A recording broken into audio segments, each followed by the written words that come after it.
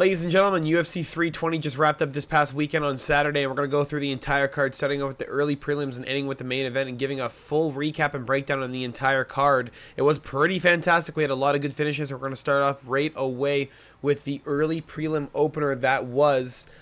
where is it here? Veronica Hardy versus Brogdon Walker. We did have a really good opening fight with Veronica Hardy showing a lot of good improvements with her striking against Brogdon Walker. She had a lot of good moments, a lot of good... I guess the 1-2 was really her main weapon of choice, but the kicks were in there. We had some grappling exchanges with Brogdon Walker, but she ended up winning the fight 30-27 on all judges' scorecards. It was a valiant effort, I guess, from Brogdon Walker, but she really does not belong inside of that cage. She's one of those girls that they just kind of brought in because of the Ultimate Fighter, but genuinely, she should never have stepped into that cage. She's just not even, she wasn't even good enough to beat some girls in Invicta. I don't think she should have ever been brought to the UFC. It was just a feeding for Veronica Hardy, and realistically, Veronica Hardy should have been able to get a submission victory or a KO. She had her rocked multiple times. She had her stunned. She could have went for the takedown probably and ended up with an armbar or something, since she's been working on that with Dan Hardy. But she didn't do anything. She just kind of was okay with the pace. She was okay with how the fight was going, and she didn't try to force a finish. It was a little bit weird. Something to look out for when she's fighting someone else at 125, especially because she looked pretty good against JJ Aldrich, Jamie Lynn Horth, but I'm not sure why she's not going for finishes against girls at this caliber. This is a layup fight, and you should be going for those at that point. Next on the prelims, we had Ramiz Brahima versus Austin Vanderford. Now, I had Ramiz Brahima to win by submission. I did think he was eventually going to catch Austin Vanderford when Austin gets gas. Austin recently just hasn't really looked the same. Against Nikolai Veretennikov, low-key, he was gassing even then, but he just had such an advantageous position on top of Nikolai that he wasn't ever going to give up. He was just kind of beating the shit out of him. He low-key looked like Torres Finney, where he was just consistently going for the grappling and just getting gas from it. And that's kind of what happened with Ramiz Brahima. Austin ended up just getting sunk into a really bad guillotine choke. And if you're fighting Ramiz Brahima, I'm sure that your entire camp revolves around do not get close enough for the guillotine, stay at range and let's strike. And instead, what we chose to do is we chose to be, I don't know, king shit and just walk him down. A little bit weird, a little bit out of character for Austin Vanderford, I guess. But he does end up getting caught in a bad submission by Ramiz Brahima after, a questionable first round. I would have given it to Austin Vanderford. Ramiz looked a little bit out of place, like he was getting tagged quite a bit, and looked like he wanted to kind of be out of there, but his corner got him back into the fight, got him back into what was going on, and eventually he was able to find that submission victory. It was a little bit more unfortunate, though, because I want to see Ramiz, improve on that striking. We already know how good he is at the submission grappling. I really would like to see him just focus on the striking. Let's see you look like a half-decent Muay Thai striker, at least in the stand-up. He needs to allow, he needs to get people afraid of him on the feet so that they go for takedowns. Now, Austin Vanderford wasn't afraid of him on the feet. I think he just has a bit of a fucking brain deficiency. But, it ended up working out anyway in his favor. Ramiz Brahima by submission was paying, I think, plus 600, and Ramiz was a plus 250 underdog, which is ridiculous, especially after that win against Billy Ray Goff. But, it is what it is. A good win for the boy. Now, next on the prelims, we had Farid Basharat versus Chris Gutierrez. And this is probably one of the worst fucking fights I've ever seen Chris Gutierrez fight in.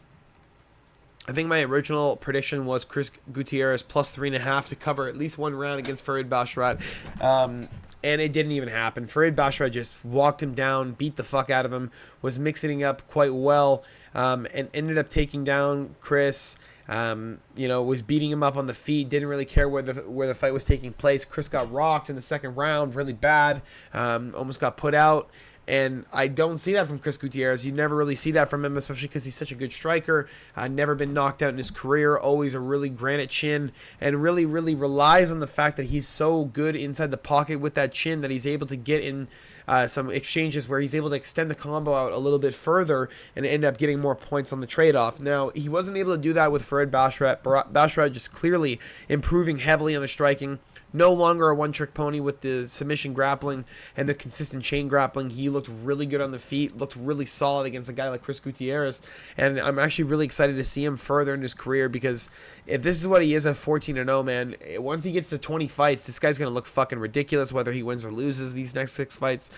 He looked really good against Chris Gutierrez, and he's going to be looking close at that ranking at 135 soon, so he's going to be getting some really crazy fights up at that top 15. Next on the prelims, we had Yana Santos versus Macy Chasson, and this was at catchweight because Macy Chasson could not make the weight. We had 29-28 unanimous scorecard or was it 29-28? Maybe it was 30-27 on one of the scorecards. I'm not sure. But Yana Santos, I thought it was 29-28. I'm pretty sure it was, if I'm not mistaken. I don't know. The third round was pretty clear. Yana Santos was gassing out completely. I thought the second round went to Macy, but it is what it is. Yana Santos ends up winning a split decision, or a unanimous decision. In my opinion, it was otherwise. I guess that's why I said split. I'm just fucking losing my mind here. I genuinely could not believe Yana Santos won the fight. She looked low-key like shit against Miesha Tate. Tate, who's 40 years of age, had Yana Santos completely gassed, like, basically at the end of the second and the start of the third round. And I thought a girl like Macy Chasson was going to be able to outstrike and just out-pressure Yana Santos and just force her back, force her to think, especially with that range.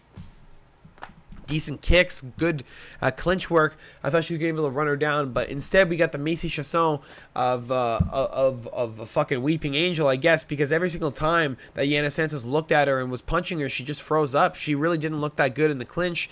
She looked terrible with the clinch work in the middle of the cage. They were trading uppercuts, but Yana Santos would throw 6 uppercuts for every one that Macy threw. It was really weird. She would just freeze up and eat big shots and just let Yana Santos take ahead of every fucking exchange. It was absolutely ridiculous. I really don't know what the fuck was going on, and I don't know if something was going on with her previous to the fight. Maybe she was sick going into it with the weight cut and whatever, but she looked absolutely terrible. I will never be betting money on Macy Chasson again. It just will never happen. Yana Santos takes a really good victory as another plus 170 underdog. That's 2 underdogs in a row that won. Or 2 underdogs on the night that won. I forgot Balshrad is in between, but shut up. Fuck, don't talk about that. I don't understand what's going on with the underdogs this year. A lot of big underdogs winning.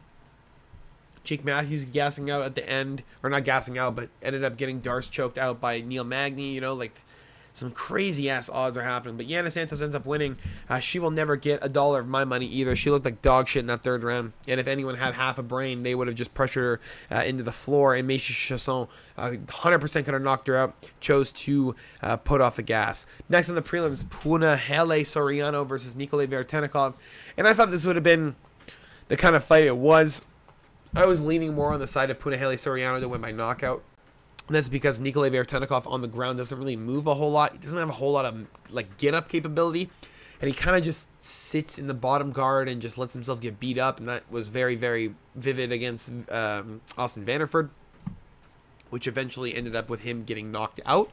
And that's kind of where I felt like this fight was going to go. Going to end up with a takedown with Soriano. Going to end up with some nice ground and pound. Going to end up with, at least moving to a more advantageous position, dropping elbows, just kind of getting to the point where Nikolay Veretennikov is going to give up.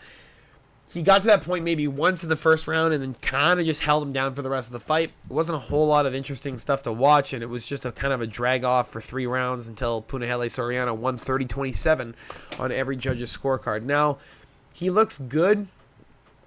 He looks like he has pretty good wrestling. He can at least hold guys down. He can at least, drop some good shots. But honestly, when you have a guy like Nikolay Veretennikov and he's kind of gassed out already from being sat on his ass for 2 rounds, you're forcing him to try and get up and he can't get up and you're just beating the shit out of him. You know what I mean? Like, try and at least strike with him. Try and at least get a submission victory. Try and work something out. Because if he's not moving on the ground, you can clearly fucking move, like, at least forward. You can try and move forward somewhere, and he didn't really choose to. He kind of just chose to sit there, and that's where I don't know how to feel about Punahele Soriano.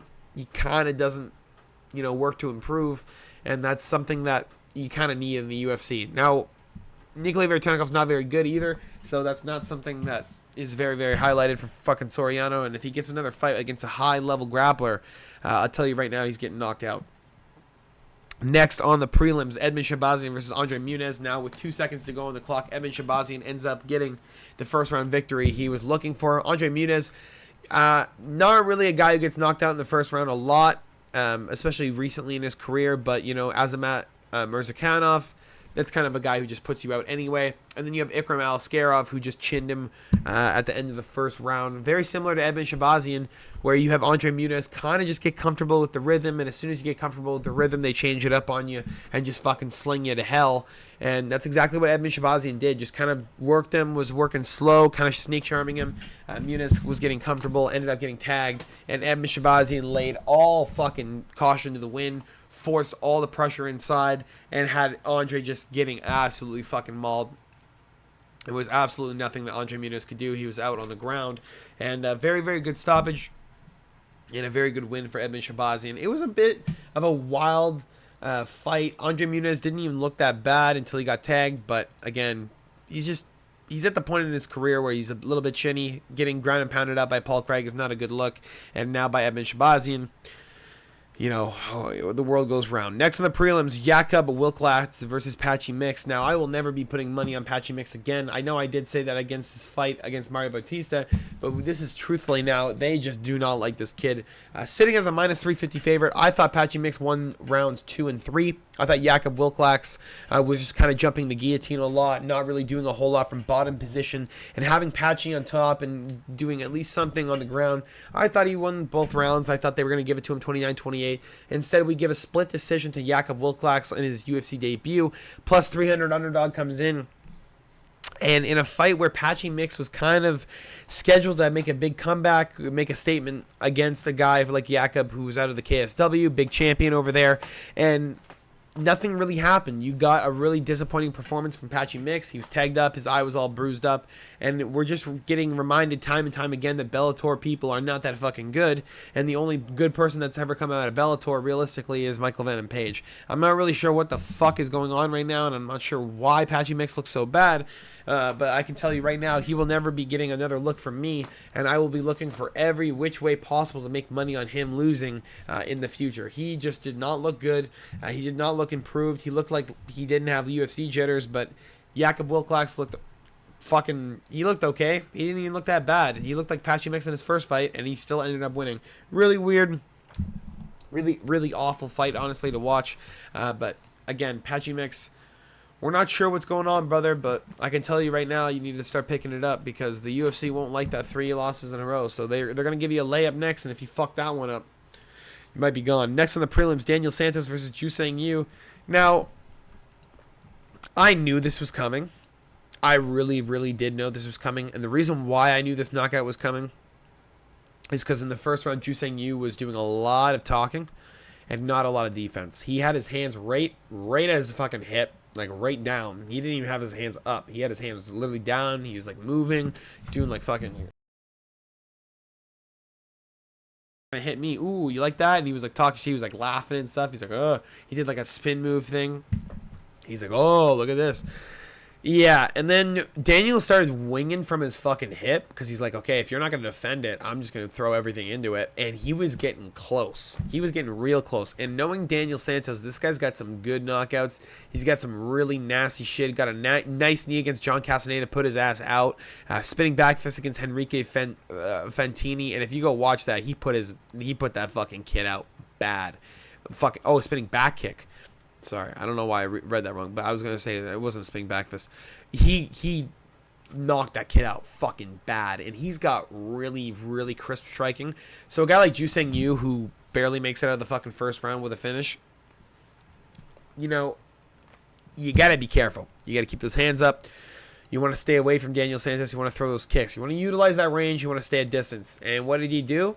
He got right into the distance with Daniel Santos, and instead of just keeping his fucking hands up, Daniel's like he should, Daniel Santos throws a 1-2, and he's like, I'm just gonna keep going, and he just throws a fucking 3-4-5, and he just keeps walking forward. And Jusang Yu's trying to dodge, and he gets clipped with a big fucking left hook, gets put out, absolutely cold. He gets shut off the first time. Gets shut off a second, that hits the canvas, gets woken back up third time, goes out, and then he's just out face first, face first on the canvas at the start of round 2. Jusang Yu, a little bit too cocky for his own good. An unfortunate loss. He was one of my underdog picks of the week. He was probably one of the bigger locks of the week as well, but seeing how he performed against Daniel Santos at the first round, I could have told you right away that that was a bad bet, and you should have immediately switched your money all over to Daniel Santos. Daniel Santos looks good, man. He looks solid. Always been a guy who's a big underdog, but still moves well. He doesn't really give up either in his fights. Very, very solid striker. Very underrated because of his frame, but again, still very solid. Juseng Yu, who missed weight, by the way, they had to make this a catch weight, and this fucker does that. Can't believe it, but it is what it is. Next on the prelims, Atiba Gauthier versus Tristan Vines. Now, this is the highlighted prelim of the evening. You did have Atiba Gauthier, who is just one of the most devastating things I've ever seen in the UFC. He has not been fraud checked yet. He has fought some decent opposition, Robert Valentin, Jose Medina, and knocked out all of them in the first round. Now, he got gifted. I'm actually going to watch this Contender Series bout too. He got gifted Tristan Vines, and I say gifted. Ozzy Diaz pulled out with health issues. I'll tell you right now, Ozzy Diaz did not feel like getting fucking knocked out. I'll bet money on it. That's 100% what it was. It had nothing to do with him being sick. It had everything to do with the fact that he knew he was not going to win this fight, and he knew he was going to get knocked the fuck out. Now, Tristan Vines, not much different. This guy walked around like he was in a fucking BKFC fight. And it was his first fight ever. He was just kind of walking around the ring, scared, with good reason. It's understandable. But you're 10-3, brother. At least show a little bit of confidence and give Atiba something to think about instead of running around the cage. But instead, he runs around the cage, slips twice, and when Atiba Gauthier clips him, that's all she wrote. He ends up eating some elbows. And Atiba Gauthier has him in a Muay Thai clinch, and I think he feels him go limp from an elbow. And he kind of just like threw him to the ground and just absolutely punched the fuck out of him until he gave up. And they stopped the fight pretty early. I genuinely don't know what happened. I don't know if he got knocked out by an elbow or a punch or he just gave up. But Tristan Vines, welcome and goodbye from the UFC. Atiba Gauthier ends up winning in the first round by knockout. It was +3 or -325 to bet him in the first round by knockout. It was that likely of a statement. And let me tell you, statement delivered. Next, to start off the main card, Joe Pyfer against Abus Magomedov. Now, I really did not think a submission was going to be the way to victory for Joe Pyfer. I felt as though Abus Magomedov would end up winning a decision with rounds 1 and 2, or Joe Pyfer would end up knocking his ass the fuck out in rounds 2 and 3 due to the fact that Abus Magomedov does not have a very good gas tank. He has about 8 minutes of cardio, and if he can win the first round and win those first 3 minutes of the second round, usually he wins his fights. Now, he had Joe Pyfer absolutely storming the fucking gates. Joe Pyfer ends up in a really, really crazy ground position, starts threatening crazy submissions. Abus gets out a majority of them and then ends up with a rear naked choke that Abus cannot thwart off, ends up having to force a tap. And Pyfer looked okay in the first round. Abus was landing some nice shots. They were trading. Didn't look very one-sided until we got into that second round. And Abus Magomedov just wilts. He just fucking falls apart. He doesn't know what the fuck to do. And even though he's actually half decent in grappling, and I actually complimented his grappling on the breakdowns for this fight card, he ends up getting choked out by Joe Pyfer on the ground with a really easy position that he could have scrambled out of. I say that Monday night quarterbacking. I'm fucking sitting in my chair, but still, he definitely could have scrambled out of it. He did not do the proper technique. He ended up just focusing on the arm of Joe Pyfer instead of focusing on the position at hand with the body triangle, and the hooks in. It is what it is. Abus Magomedov ends up getting submitted by rear naked choke by Joe Pyfer for his 4th ever submission victory in his career, and I believe 2nd in the UFC, right? Yeah, he's an arm triangle and he has rear naked choke. There you go. Next, to start off the main card, second fight on the main card. I did not actually see this fight, but I did see the highlight of it. This is the only fight I missed, trying to go get some food. Yusuf Zalal versus Josh Emmett, and Yusuf Zalal ends up getting Josh Emmett in an armbar quite quickly. I'm not really sure what even started off the exchange, but I did see Josh Emmett deep in a fucking armbar trying to force himself out of it. Yusuf Zalal was not giving up. He was ripping on that fucker, and Josh Emmett ended up yelling tap instead of tapping himself, which is very interesting and very rare to see from Josh Emmett, a guy who really does not want to tap ever. But with the triangle choke with Yair Rodriguez, you knew it was possible. You knew that Yusuf Zalal could at least get a finish here, especially because he has so many rear naked chokes in his second stint in the UFC. He's been really nasty with it. And it just proves again that his jiu-jitsu has gotten that much better. He is that much better of a fighter, and he is here to take over the featherweight division. Yusuf Zalal with a round 1 submission in less than 130 seconds. I'll tell you what, that's pretty fucking... like... It's less than 100 seconds, isn't it? Hold on, I'm so confused right now. Oh my god, it is less than 100 seconds. Jesus fucking Christ. That's actually insane. I've said 120. I'm lost, bro. I'm counting this. I'm so... Jesus Christ, what is going on with me? Where was I? Say it one more time. Maybe you'll get there. Yeah, Josh Emmett sucks. Alright, old bum. There you go. Yusuf Zalal, good submission. That's what I was saying. Alright. Next on the main card, probably the craziest fight I've seen this year. Yuri Prochazka versus Khalil Roundtree Jr. And this was 2 rounds of Khalil beating the fuck out of Yuri. Yuri getting tagged, not getting started in the exchanges, kind of being off-tempo, not really being the Yuri Prochazka that we know. But I knew going into that 3rd round that that's probably where it was going to be. I did have Yuri Prochazka round 2 knockout as my prediction, as you can see at the top of the screen. And I kind of had... Khalil Roundtree, I knew he was going to win a round or 2, but did I think it was going to go to a decision? Probably not. And that was being realistic because of the fact that Khalil Roundtree Jr. had been knocked out by Johnny Walker. He'd been knocked out by, who's the other guy he got knocked out by in ground and pound? Was it Ian Cutelaba? Ian Cutelaba by elbows and mount. And these are 2 really bad knockouts, and these are 2 things that do not change anything. It doesn't matter how long ago it was. This was in the UFC. These are high caliber fighters, and you're getting knocked out by an elbow. Okay, so what does that mean? Well, it means if you get tagged good, you're probably on Queer Street for a while, right? You're probably going to be wobbled. You're not understanding what's going on. And when Khalil Roundtree gets rocked and he's breathing heavy, happened in the Alex Pereira fight, he kind of goes on autopilot and he starts throwing, but with very little intent. And when you do that against Yuri Prochazka, you get thrown into a corner because Yuri's like, okay, let's fucking go. You want to throw at me? And he knows it's not hurting as much as he's hurting you. So he's very, very okay with just running you down, and because he knows he's not going to get chinned. So it ended up happening in the latter half of the 2nd round, and ended up with the 3rd round. Yuri Prochazka is a plus 500 underdog, and he starts running at Khalil Roundtree, like running at him. He doesn't give a fuck. He's jumping in the air. He's doing whatever. He's fake. Every single fake Yuri threw, Khalil bit on. Every single one. He didn't do any reading whatsoever. He just fucking bit on everything, was trying to survive, just get to the end of the round. Could not make it. He could not make it. There was not enough time. There was not enough breathing. There was not enough oxygen in his lungs. He just ended up getting chunked out by Yuri Prochazka in a very, very devastating knockout. A 1-2 and a left hook to put Khalil Roundtree on his ass and completely out. Yuri Prochazka ends up winning with one of the greatest comebacks of the year. It was 2-0 Yuri Prochazka. Would have ended up being a 2-2 fight probably. Had they gone to a decision, would have been a draw.